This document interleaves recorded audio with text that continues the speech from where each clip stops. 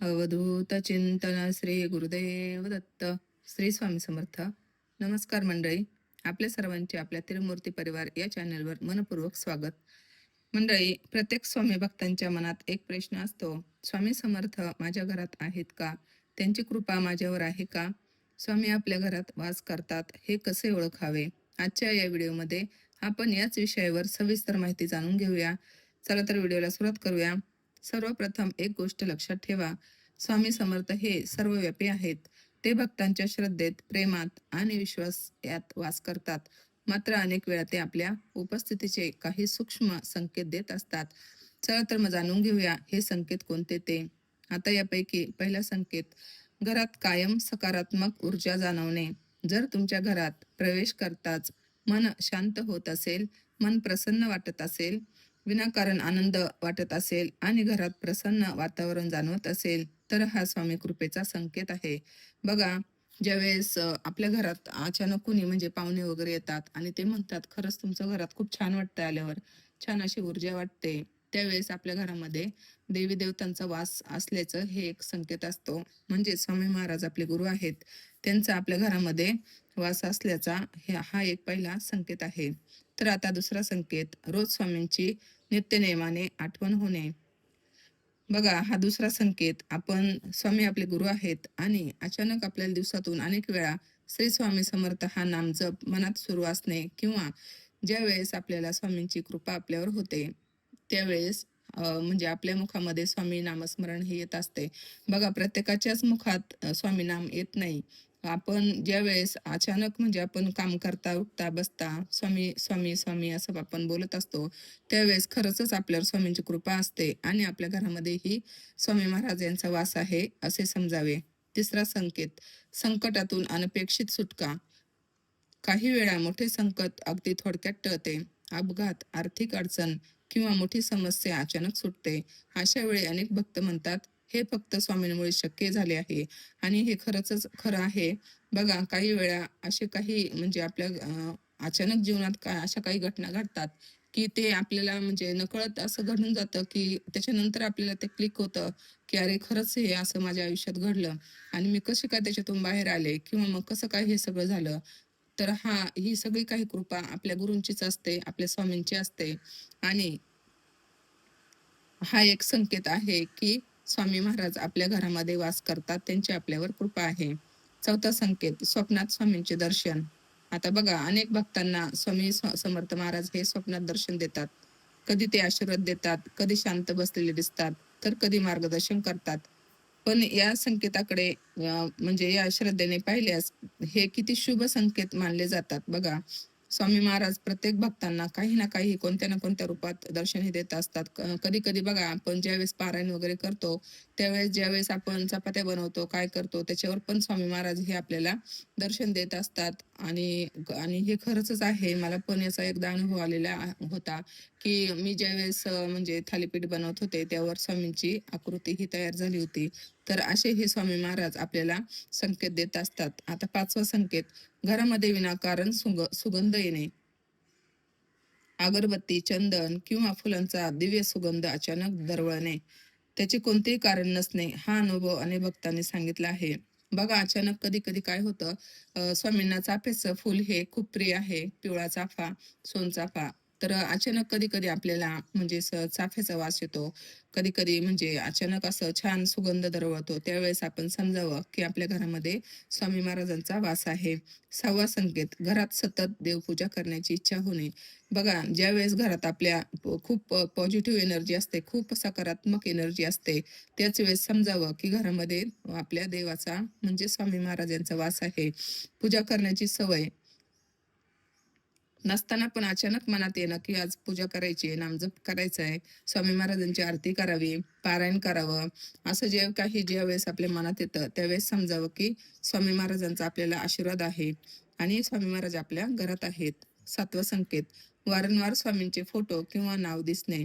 आपण असं प्रवासाला जरी जात असलो समजा, तरी अचानक आपल्याला म्हणजे दिसतं, एखाद्या गाडीवर लिहिलेलं असतं, भिवू नकोस मी तुझ्या पाठीशी आहे, किंवा स्वामींचा फोटो दिसतो. ही पण एक स्वामी कृपाच आहे, स्वामी संकेतच आहे की स्वामी महाराज आपल्या बरोबर आहेत. आता 8वा संकेत, घरात भांडणे कमी होणे. बघा, ज्यावेळेस आपल्या घरामध्ये म्हणजे अगोदर खूप कटकटी होत होत्या, खूप असं निगेटिव्ह एनर्जी होती आणि ज्यावेळेस स्वामी महाराज आपल्या आयुष्यात आले, आपले गुरु झाले, आपण त्यांची पूजा वगैरे करायला लागलो आणि अचानक घरामध्ये सगळं काही शांत झालं. म्हणजे त्याच वेळेस समजावं की ही स्वामी महाराजांची कृपा आहे आणि स्वामी महाराज आपल्या घरामध्ये वास करत आहेत. 9वा संकेत, अन्नाची कधीही कमतरता न भासणे. अनेक भक्त सांगतात की आर्थिक परिस्थिती कठीण असली तरी त्यांच्या घरात अन्नाची कमतरता कधीच जाणवत नाही. हे देखील स्वामी कृपेचे लक्षण आहे. बघा, आता माझाच एक अनुभव सांगते. ज्यावेळेस मी म्हणजे घर घेतलं नवीन आणि घराचं फर्निचर वगैरे घराचं काम करायचं ठरलं, तेव्हा खरंच माझ्याकडं म्हणजे पैसे नव्हते. थोडेफार होते, पण ते म्हणजे मी नाही, स्वामी महाराजांनीच हे काम करून घेतलं. 10 लाखाचं काम झालं आणि ते काम महाराजांनी कसं करून घेतलं. खरंच ही स्वामी कृपा असल्याशिवाय असं शक्य नाही. कारण पैसे नसतानाही महाराजांनी एवढं सगळं करून घेतलं. हा एक स्वामींचा संकेतच आहे, की स्वामी महाराज आपल्या घरात आहेत, आपल्या बरोबर आहेत. 10वं लक्षण, संकटात योग्य वेळी व्यक्ती भेटणे. बघा, ज्यावेळेस आपल्याला अडचणीचा काळ असतो, ज्यावेळेस आपल्याबरोबर कोणीच नसतं, त्यावेळेस अचानक कोणीतरी व्यक्ती आपल्याला मदत करायला येते, योग्य सल्ला देते आणि योग्य मार्ग दाखवते. त्यावेळेस ही खरंच स्वामींची कृपा आहे आणि स्वामी महाराज आपल्या पाठीशी आहेत असं समजावं. 11वा संकेत, नाम जप करताना डोळ्यात अश्रू येणे. ज्यावेळेस आपण स्वामींचं नाव घेतो, त्यावेळेस आपलं मन भरून येतं, डोळ्यात अश्रू येतात.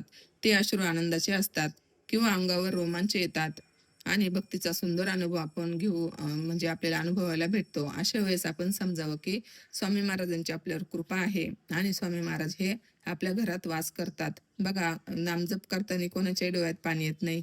ज्यावेळेस ज्यावेळेस आपलं आणि परमेश्वराचं एक नातं बनतं, आपलं आणि परमेश्वराचं एक म्हणजे आपण परमेश्वराशी जोडले जातो, त्याच वेळेस ही सगळे म्हणजे ही क्रिया होते, की आपल्या डोळ्यामध्ये स्वामींचं नाव घेतलं तरी अश्रू येतात.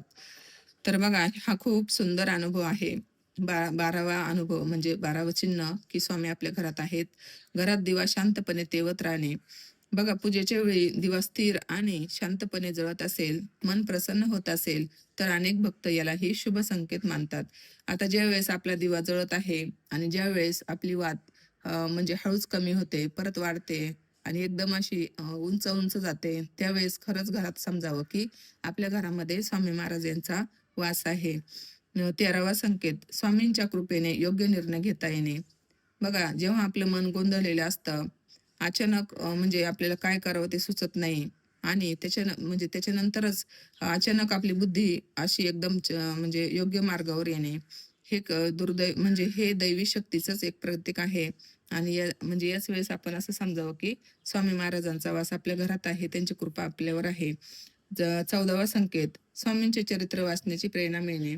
ज्यावेळेस आपण स्वामी समर्थ महाराजांचं श्री स्वामी चरित्र ही पोथी आहे, ग्रंथ आहे, ते ज्यावेळेस आपण वाचतो, ते आपण कोणी नाही, सेवा करून घेणारे स्वामी महाराज असतात. आपली इच्छा ज्यावेळेस होते, त्यावेळेस ही स्वामींचीच कृपा असते. पण ते सगळं काही पूर्ण करून घेणारे स्वामी महाराज असतात आणि महाराजांची इच्छा असल्याशिवाय कोणतीच गोष्ट घडत नाही. बघा, ज्यावेळेस महाराजांची इच्छा असते त्याच वेळेस आपण नामस्मरण करू शकतो, आपण एखाद्या ग्रंथ लावू शकतो, स्वामीचरित्राचे वाचन करू शकतो किंवा नित्यसेवा करू शकतो. कधी कधी काय होतं, आपली किती इच्छा असली तरी ती काही गोष्टी होत नाहीत. बघा, काहीतरी अडी-अडचणी येतात, काहीतरी म्हणजे कधी-कधी आपण अचानक पाहुणे येतात घरामध्ये, कधी काय असं काहीतरी होत असतं. त्यावेळेस समजावं की स्वामी महाराजांची इच्छा नाही, कारण त्यांची इच्छा असल्याशिवाय कोणत्याच गोष्टी घडत नाहीत. आणि म्हणजे असंही होतं की बघा, कधी-कधी मनात इच्छा निर्माण होते आणि आपली आध्यात्मिक प्रगती होत जाते. ज्यावेळेस आपले गुरु बरोबर असतात, त्यावेळेस आपली अध्यात्मामध्येही प्रगती होत असते. 15वा संकेत, मनातील जी भीती असते ती कमी होणे. पूर्वी सतत चिंता वाटायची, पण आता मन धैर्याने भरलेले वाटते. स्वामी आहेत ना, असा विश्वास त्यांच्यावर दृढ होतो आणि हाच खरा स्वामींचा आशीर्वाद आहे. बघा, आपल्या आयुष्यात कितीही मोठं संकट आलं, कितीही काही झालं, पण ते संकट जेव्हा येतं ना, त्यावेळेस आपण असा निर्भीडपणे उभा असतो, खंबीरपणे उभा असतो. त्यावेळेस समजावं, की आपल्यावर स्वामींची कृपा आहे, आपल्या घरात स्वामींचा वास आहे. त्या संकटाशी 2 हात करून आपण ज्यावेळेस पुढे जातो, स्वामी आपल्याला मार्ग दाखवत असतात. त्यावेळेस आपण समजावं, की स्वामी महाराज हे म्हणजे त्यांचा आशीर्वाद आपल्याबरोबर आहे, ते आपल्याबरोबर आहेत. मंडळी, या सर्व गोष्टी श्रद्धेच्या दृष्टीने सांगितल्या जातात. प्रत्येक अनुभव प्रत्येक व्यक्तीला सारखाच येईल असं नाही.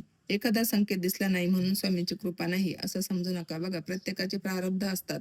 प्रत्येकाचे प्रारब्ध, प्रत्येकाची भक्ती, प्रत्येकाची श्रद्धा, जेवढी आपण स्वामीवर दृढ श्रद्धा, भक्ती ठेवू, तेवढे स्वामी महाराज आपल्याला काहीतरी संकेत देत असतात आणि आपल्या म्हणजे भक्तांच्या मनोकामना ह्या पूर्ण करत असतात. आता ज्याची जशी श्रद्धा, जसा भाव, मनी जसा भाव असतो तसा देव पावत असतो बघा. त्यामुळे या संकेतांकडे ज्यांची जशी श्रद्धा, ज्यांचा जसा भाव, तसं त्याला हे संकेत दिसत असतात.